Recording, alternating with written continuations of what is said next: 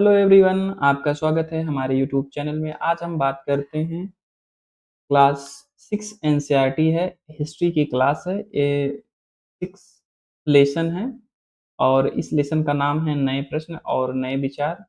एक अनघा निकली सैर पर, एक अनघा नाम की एक लड़की है, ठीक है। तो आज पहली बार अपने विद्यालय की ओर से सैर पर जा रही थी। इसके लिए उसने देर रात पूरे महाराष्ट्र से वाराणसी उत्तर प्रदेश की ट्रेन पकड़ी। स्टेशन पर अनघा को छोड़ने आई उसकी माँ ने अध्यापिका से कहा, बच्चों को बुद्धि के बारे में बताने के साथ साथ उन्हें सारनाथ दिखाने भी ले जाए। तो देखिए दोस्तों, एक कहानी है किसकी? बुद्ध की।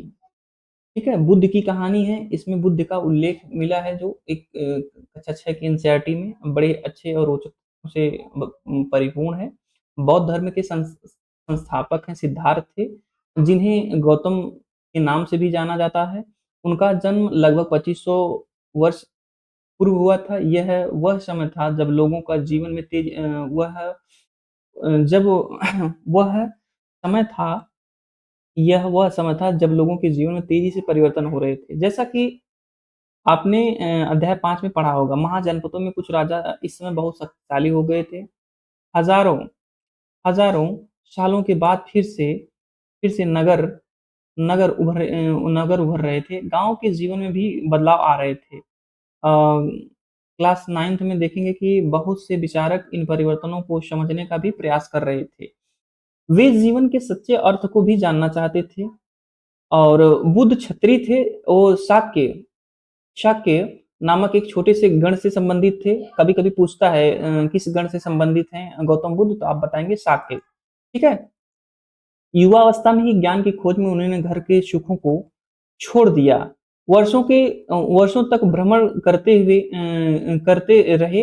अन्य विचारकों से मिलकर भी चर्चा करते रहे। अंततः ज्ञान प्राप्ति के लिए उन्होंने स्वयं स्वयं ही रास्ता ढूंढने का निश्चय किया। उन्होंने बोध गया यानी बिहार के एक पीपल के वृक्ष के नीचे तपस्या की। कभी-कभी ज्ञान में पूछता है, मैं आपको मार्क करते चल रहा हूँ, ठीक है। ये जो बोध गया स्थान है, वहां पे उन्होंने तपस्या की है। और किस वृक्ष के नीचे की है, ज्ञान में पूछता रहता है। पीपल का वृक्ष है, ठीक है।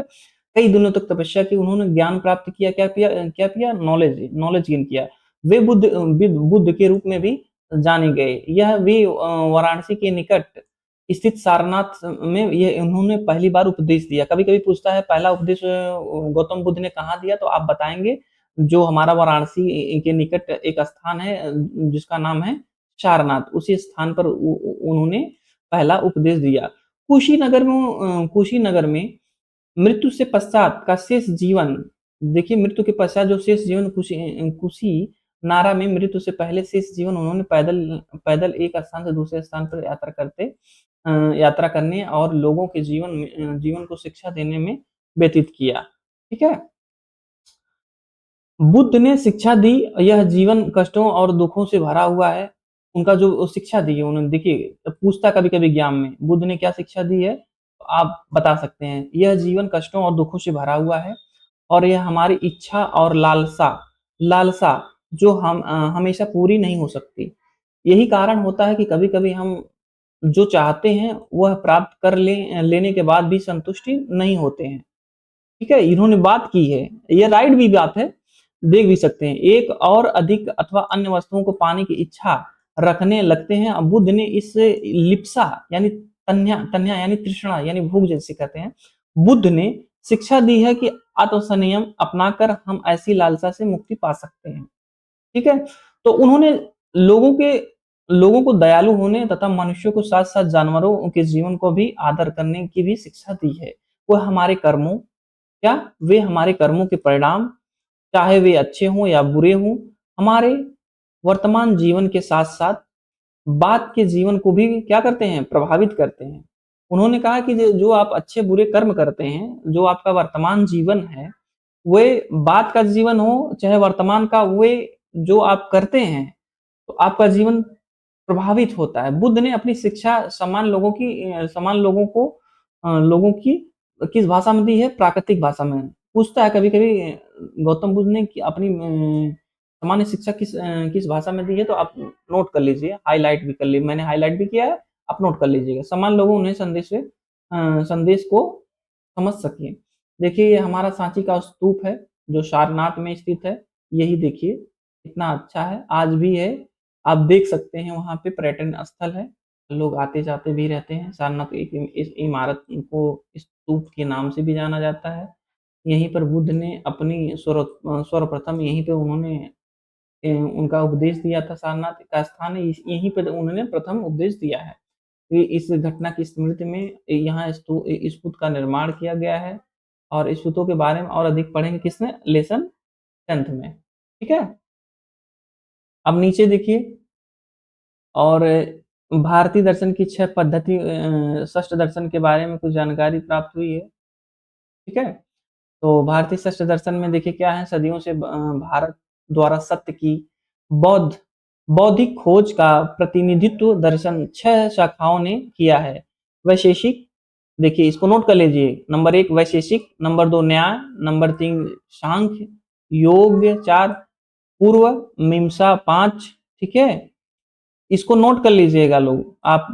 6 षष्ठ दर्शन जो बताए हैं, मीमांसा और वेदांत या उत्तर मीमांसा, ठीक है?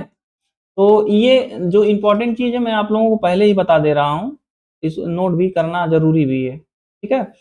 तो जानते हैं दर्शन की इन 6 पद्धतियों की स्थापना क्रमशः ऋषि कणद, गौतम, कपिल, ठीक है? पतंजलि, जैमिनी और व्यास द्वारा की मानी जाती है, ठीक है?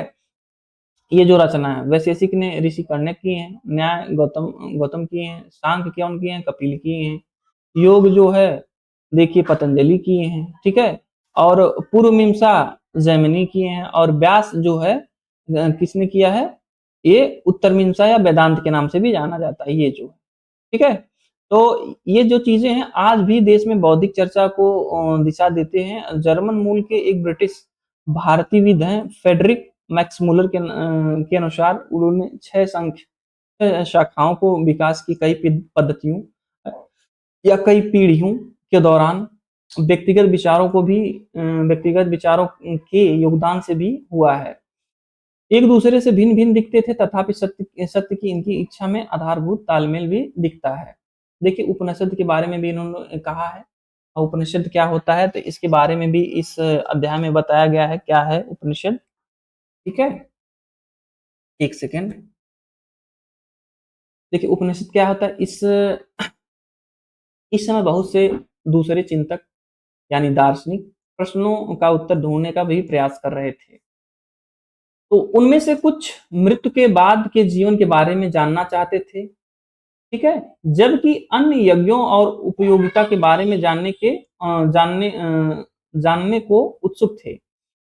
उसमें से अधिकांश चिंतकों का यह भी मानना था कि इस विश्व में कुछ तो ऐसा है जो अस्थायी है और जो मृत्यु के बाद भी बचा रहता है। तो उन्होंने इसका वर्णन आत्मा और ब्रह्मा अथवा सार्वभौमिक आत्मा के रूप में भी किया है। वे मानते थे कि अंततः आत्मा यानी ब्रह्मा एक ही है। एक ऐसे कई विचारकों का संकलन उपनिषदों में भी हुआ है। उपनिषद मानी उत्तर वैदिक ग्रंथों का हिस्सा है। जो उपनिषद किसका है? उत्तर वैदिक ग्रंथ का है। नोट कर लीजिएगा।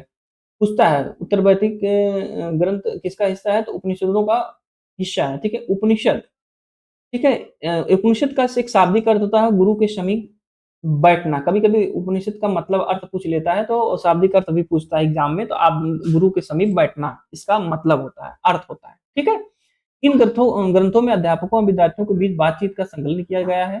प्रायः यह विचार सामान्य वार्तालाप के रूप में भी प्रस्तुत किया गया है। बुद्ध और भिखारी की एक कहानी है, यह वार्तालाप करते हैं। छांदोग्य उपनिषद नामक एक प्रसिद्ध उपनिषद की एक कहानी पर आधारित है। शौनक व अभिप्रातानी नामक 2 ऋषि सार्वभौमिक यानी आत्मा की उपासना करते करते थे। एक बार ज्यों ही वे भोजन के लिए बैठे एक भिखारी आया और भोजन मांगने लगा। शौकन ने कहा कि हमें तुम कुछ नहीं दे सकते? भिखारी ने कहा, विद्वज्जन, आप किसी उपासना करते हैं? अभिप्राणितः ने उत्तर दिया, सार्वभौमिक आत्मा की। ओह! इसका मतलब तो यह जानते हैं कि सार्वभौमिक आत्मा का संपूर्ण विश्व में विद्यमान है। ऋषियों ने कहा, हाँ, हाँ, हाँ, यह तो जानते हैं। भिखारी ने पूछा, अगर सार्वभौमिक आत्मा का संपूर्ण विश्व में विद्यमान है तो मेरे अंदर भी है। मैं कौन हूँ? मैं विश्व का ही एक भाग ही तो हूँ। तुम तो सत्य बोलते हो युवा ब्राह्मण, इसलिए ऋषियों ने मुझे भोजन न देकर आप उस सार्वभौमिक आत्मा को भोजन देने से मना कर रहे हैं। भिखारी की बात सच्चाई जानकर ऋषियों ने उसे भोजन दे दिया। ठीक है? इन चर्चाओं में भाग लेने वाले अधिकांश पुरुष ब्राह्मण, राजा, ठीक है? और कभी-कभी तो गार्गी, अपाला, घोषा, मैत्री जैसे स्त्री विचारकों का भी उल्लेख मिलता है। अपनी विद्वता के लिए जानी जाती हैं और वाद-विवाद में भी भाग लिया। निर्धन व्यक्तियों की इस तरह से वाद-विवाद बहुत ही कम हिस्सा लेते थे। इस तरह से एक प्रसिद्ध अपवाद सत्यकाम जबाल जबाल का है। सत्यकाम जबाल का नाम उसकी दासी माँ नाम पर पड़ा है। सत्यकाम के मन में सत्य जानने की इच्छा तीव्र जिज्ञासा उत्पन्न हुई। सत्य क्या है? गौतम नामक एक ब्राह्मण ने उन्हें अपने विद्यार्थियों के रूप में स्वीकार किया और समय के सर्वाधिक प्रसिद्ध विचारकों में से एक बन गए।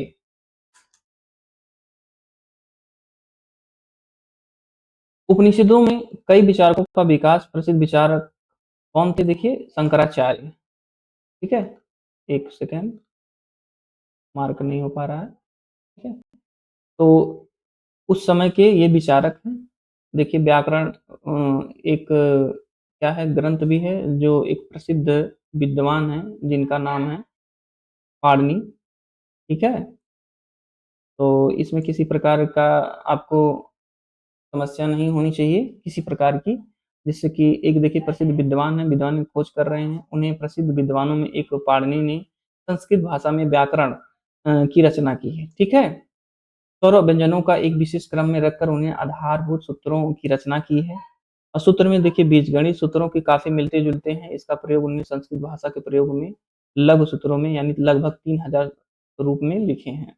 अब देखिए इसमें जैन धर्म की भी चर्चा की गई है इस चैप्टर के अंतर्गत, अर्थात यानी 2500 ईसा पूर्व में पूर्व जैन धर्म के 24वें तीर्थकार यानी अंतिम तीर्थकार वर्धमान महावीर ने अपने विचारों का भी प्रसार किया है। वह वज्जी संघ के लिच्छवी कुल के एक क्षत्रिय राजकुमार थे।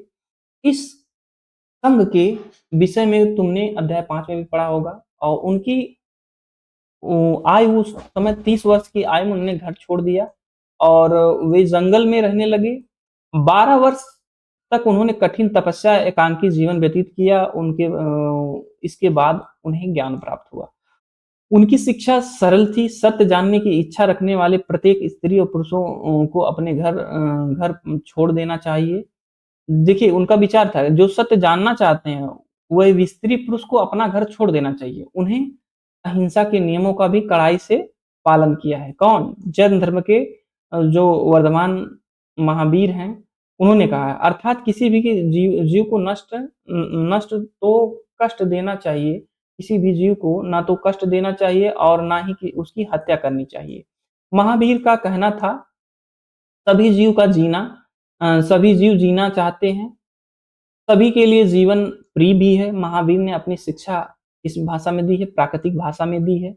यही कारण है कि साधारण लोग जन भी उनके इस अन्यायों की शिक्षाओं को समझ सके। देश के अलग-अलग हिस्सों में प्राकृतिक के अलग-अलग रूप प्रचलित थे। प्रचलन क्षेत्र के आधार पर उन्हें अलग-अलग नाम से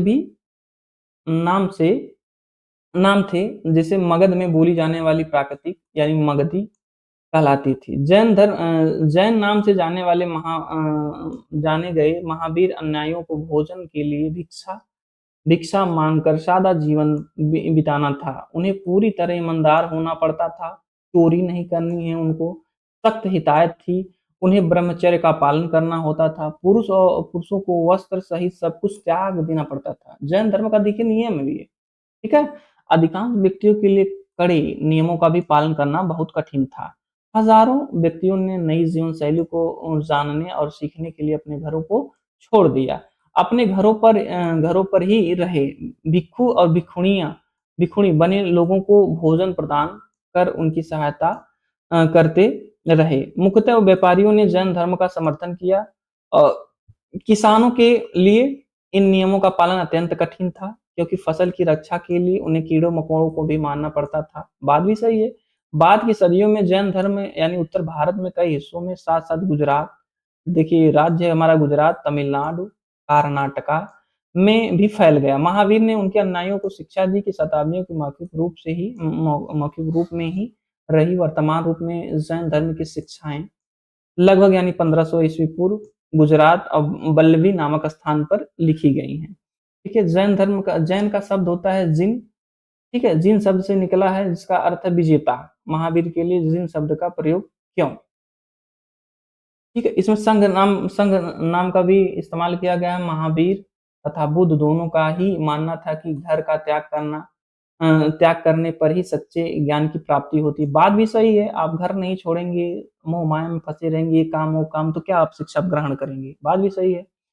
उन्होंने संघ नाम का एक संगठन बनाया, जो घर का त्याग करने वाले लोग एक साथ रह सकें।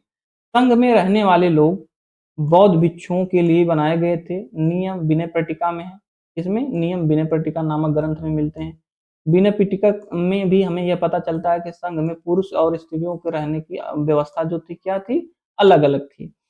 सभी व्यक्ति संघ में ले सकते थे। हालाँकि संघ में प्रवेश के लिए बच्चों को अपने माता-पिता, दासों और अपने स्वामी से राजा के यहाँ काम करने वाले लोगों को राजा से तथा कर्जदारों को अपने देनदारों से अनुमति लेनी पड़ती थी। इस अ, एक स्त्री को इसके लिए अपने पति की अनुमति भी लेनी पड़ती थी। इनका कहना था कि जैसे जो जैन धर्म को ग्रहण करना चाहते थे, जो व्यक्ति, तो अपने मालिक जो तो कर्जदारों थे, देनदार थे, अनुमति लेनी पड़ती थी उनसे। और जो स्त्री यदि जैन धर्म ग्रहण करना चाहती है, वो अपने पति से अनुमति लेती थी। यदि इस जैन धर्म में प्रवेश करना चाहता, वो पत्नी से अनुमति लेकर ही करता था। संघ में प्रवेश लेने वाले स्त्री-पुरुष बहुत ही सादा जीवन जीते थे। अधिकांश समय ध्यान करने में बिताते थे। दिन के एक निश्चित समय में वे शहरों और गाँव में जाकर भिक्षा माँगते थे। ठीक है? उन्हें भिक्षु तथा भिक्षुणी यानी साधु के लिए प्रकृत शब्द कहा गया है। वे आम लोगों को शिक्षा देते थे, साथ ही साथ दूसरों की सहायता भी करते थे। किसी तरह वो आपसी लड़ाई का निपटारा करने के लिए वे प्रायः बैठकें भी करते थे। संघ में प्रवेश लेने वाले ब्राह्मण कौन-कौन थे? ब्राह्मण थे, क्षत्रिय थे, व्यापारी थे, मज़दूर थे, नाई थे, ठीक है? देखिए संघ में शामिल होने वाले गणिकाएँ थी, दास थे, ठीक है? इसमें कई लोगों ने बुद्ध की शिक्षाओं के लिए विषय में भी लिखा है कि लोगों ने संघ के अपने जीवन के विषय में सुंदर कविताओं की रचना भी की है। देखिए बिहार है, ठीक है? एक शब्द है क्या है? बिहार। जैन और बौद्ध भिक्षु पूरे साल एक स्थान से दूसरे स्थान पर घूमते थे, उपदेश दिया करते थे। केवल वर्षा ऋतु में यात्रा करना कठिन हो जाता था, तो एक स्थान पर ही निवास करते थे। ऐसे समय में अपने अनुयायियों द्वारा उ उद्यानों में बनाए गए अस्थायी निवासों में अथवा यानी पहाड़ी क्षेत्रों में प्राकृतिक गुफाओं में रहते थे। जैसे कि समय बीतता गया, भिक्षा-भिक्षुणियों ने स्वयं तथा उनके समर्थकों ने अधिक अस्थायी शरण स्थलों की आवश्यकता का भी अनुभव किया। शरण स्थल बनाए गए और जिन्हें बिहार के नाम से भी जाना गया। जो शरण स्थल यानी रहने के लिए जो स्थान पत्थर की चट्टानें थी, उसे बिहार के नाम से भी जाना गया। देखिए एक पहाड़ी को काट कर बनाई गई एक गुफा है। यह कार्ले यानी वर्तमान महाराष्ट्र में स्थित यह गुफा है। भिक्षु-भिक्षुणियों के इन शरण स्थलों में रहकर ध्यान किया करते थे।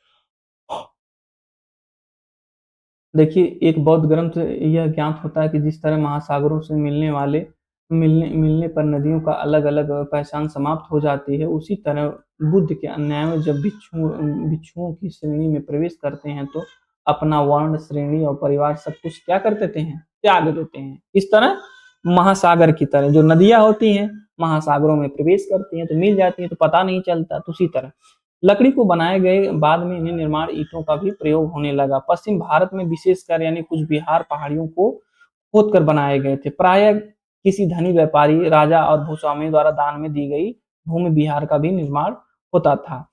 स्थानीय व्यक्ति भिक्षुक और भिक्षुणियों के लिए भोजन, ठीक है, जो लोकल आदमी थे, वस्त्र, दवाइयाँ लेकर आते थे और बदले ये भिक्षु और भिक्षुणियों लोगों को भी शिक्षा देते थे।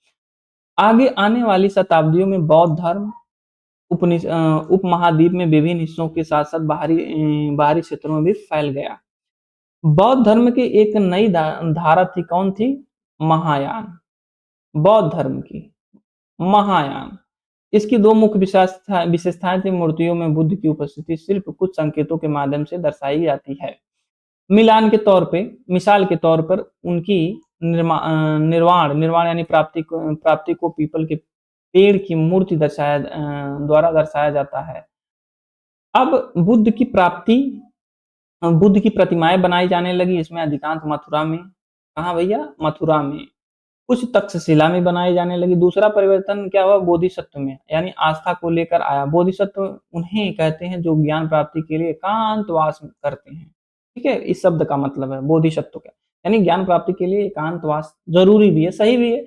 ध्यान साधना कर सकते हैं, लेकिन ऐसे करने के बजाय वे लोगों को शिक्षा देने में मदद करने के लिए भी सांसारिक परिवेश में ही रहना ठीक है। समझने लगे। धीरे-धीरे बोधिसत्व की काफ़ी लोकप्रियता हो गई और पूरे मध्य एशिया यानी चीन, देखिए पूरे मध्य एशिया की बात की जा रही है। चीन और बाद में कोरिया, ठीक है? और तथा जापान भी फैल गई। क्या? बौद्ध धर्म। बौद्ध धर्म का प्रसार पश्चिम और दक्षिणी भारत में भी हुआ। बौद्ध धर्म भिक्षुओं रहने के लिए पहाड़ों में दर्जनों गुफाएं खोदी गई। बौद्ध धर्म दक्षिण पूर्व की ओर यानी श्रीलंका, म्यांमार, थाईलैंड, इंडोनेशिया और सहित दक्षिण पूर्वी अन्य भागों में भी फैला। थेरवाद नामक एक बौद्ध धर्म का आरंभिक रूप से इन क्षेत्रों में कही गई प्रचलित था। तीर्थयात्री थे, वे स्त्री पुरुष होते थे जो प्रार्थना के लिए पवित्र स्थानों की यात्रा करते थे। भारत की यात्रा आया, चीनी यात्री आए, ठीक है? जो फाहियान आया, काफी प्रसिद्ध था, 1600 साल पहले आया। वेनसवांग आया 1400 साल पहले। करीब 50 साल बाद सिंह आया। वे सब बुद्ध के जीवन से जुड़ी जगहों यानी प्रसिद्ध मठों को देखने के लिए भारत आए थे। इनमें से प्रत्येक तीर्थयात्री अपने यात्रा का वर्णन करते हैं। अपनी यात्रा का दौरान मुश्किलों के बारे में भी उन्होंने जिक्र किया है। यात्राओं में कई वर्षों लग गए। जिन देशों में मठों को उन्होंने देखा उसके बारे में भी किताबों में भी लिखा है। वे अपने साथ ले गए। नालंदा विश्वविद्यालय देखिए बहुत चर्चा में रहता है। वेनसांग में इन तीर्थयात्रियों शिक्षा का एक विशिष्ट केंद्र है। नालंदा तो जब बहुत लोग हमारे विश्व में, हमारे भारत देश में बहुत लोग पढ़ने के लिए आता। तीर्थयात्रियों ने उस समय सबसे प्रसिद्ध बौद्ध विद्या केंद्र था। क्या था? नालंदा, यानी बिहार में पड़ता है। ठीक है? उसने नालंदा के बारे में इस प्रकार लिखा कि शिक्षक योग्यता तथा बुद्धि में सबसे आगे हैं। बुद्ध के उपदेशों का भी पूरी तरह ईमानदारी से पालन करते हैं। मठ के नियम काफी सख्त हैं, सबको मानना पड़ता है। पूरे दिन वाद विवाद चलते रहते हैं। युवा और वृद्ध दोनों ही एक दूसरे से मदद करते हैं। शहरों से विद्वान लोग अपनी शंकाएं दूर करने यहाँ आते थे। अंगतुकों और पहले द्वारपाल ही कठिन प्रश्न पूछते हैं। उन्हें अंदर जाने की अनुमति तभी मिलती थी वे द्वारपाल को सही उत्तर देते थे। 10 में से 7 सही उत्तर नहीं दे पाते थे। जीवन के चरण यानी आश्रम। आश्रम शब्द का तात्पर्य जीवन के एक चरण से है। ब्रह्मचर्य, गृहस्थ, वानप्रस्थ, संन्यास नामक 4 आश्रमों की व्यवस्था की। बौद्ध धर्म में भी 4 आश्रमों की व्यवस्था की गई है। ऐसा मतलब ऐसा रियलिटी है, ऐसे मतलब है। ब्रह्मचर्य, गृहस्थ, वानप्रस्थ, संन्यास। ब्रह्मचर्य अंततः ब्राह्मण, क्षत्रिय, वैश्य से यह अपेक्षा की जाती है कि इस चरणों को सदा जीवन बिताकर वेदों का अध्ययन करें। गृहस्थ आश्रम मतलब अंतर्गत उन्हें विवाह कर एक गृहस्थ रूप में रहना होता है। वानप्रस्थ मतलब वनों के यानी जंगल में साधना पड़ता था। कुछ त्याग कर सन्यासी बन जाते थे। आश्रम व्यवस्था में लोगों को जीवन का भी कुछ हिस्सा है। कुछ इंपॉर्टेंट वर्ड्स हैं। तन्हा यानी तृष्णा, प्रकृति के बारे में भी बात कही गई, आत्मा के बारे में भी बात कही गई। ब्रह्मा, उपनिषद, जैन, अहिंसा, भिक्षु, ठीक है, संघ, विहार, आश्रम, जिसे मैं आप लोगों को बता भी चुका हूँ। कुछ महत्वपूर्ण तिथियां हैं। उपनिषदों का भी उल्लेख किया। महावीर तथा बुद्ध के जीवन में लगभग 2500 ईस्वी पूर्व का है। थैंक यू सो मच दोस्तों। इस लेसन को मैं जो आप लोगों को अभी समझाया हूँ, तो काफ़ी समझाने में मेहनत तो लगती ही है, एक्सप्लेन करने में। और आप लोग लाइक, सब्सक्राइब और शेयर करिए, कमेंट भी करिए, किसी प्रकार की क्वेरीज हो। और फिर ये जहाँ 6 क्लास की एनसीईआरटी समाप्त होती है, फिर मैं इस लेसन का एमसीक्यू हर चैप्टर का अलग-अलग मैं करवा दूँगा। और आप लोग लाइक, सब्सक्राइब करिए। Thank you so much.